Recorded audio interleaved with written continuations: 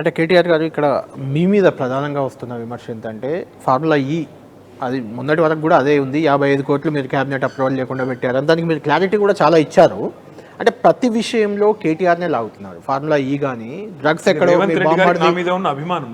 మీ బామ్మడిది అక్కడెక్కడో party family party అని మీరు చెప్తున్నారు, అది రేవ్ పార్టీ అని డ్రగ్స్ పార్టీ అని వాళ్ళు అంటున్నారు. సరే వాట్ ఎవర్, ఇట్లా ప్రతి అంశంలో మిమ్మల్ని ఈవెన్ ఫోన్ ట్యాపింగ్లో కూడా కొండా సురేఖ చేసిన వ్యాఖ్యలు అయితే చాలా దారుణంగా ఉన్నాయి. అది కోర్టు ఇష్యూలో ఉంది. మీరు పరువు నష్టం కూడా వేశారు.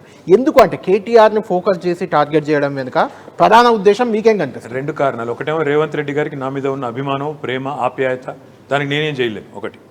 రెండవది, రేవంత్ రెడ్డికి ప్రతిపక్షంలో ఉన్నప్పుడు పాపం ఇప్పుడు కూడా ఆడుతుండలేదు తెలియదు కానీ రోజు మధ్యాహ్నం 2 నుంచి సాయంత్రం 8 దాకా పత్తాలు ఆడే అలవాటు ఉంది. ఆ పత్తాల్లో కొంతమంది పనికిమాలిన వెధవులు ఉంటారు. ఆ వెధవులు ఈయన చెవులు కొరుకుతూ ఉంటారు, ఈయన వాళ్ళ చెవులు కొరుకుతూ ఉంటాడు. వాళ్ళు ఏదేదో చెప్తా ఉంటారు అనమాట. కేటీఆర్ ఇది చేస్తాడు, అది చేస్తాడు, అవన్నీ నిజాలు అనుకుని ఈ పిచ్చోడు ఏదేదో ఒక ట్రాక్లో పోతున్నాడు, దున్లో పోతున్నాడు. ఇక ఆయనకి ఎందుకో నా మీద ఉన్న ప్రేమ, అభిమానం ఒకటి తర్వాత ఒకటి పంపుతున్నాడు. నేను ఒకటే డిసైడ్ చేసుకున్నాను బ్రదర్.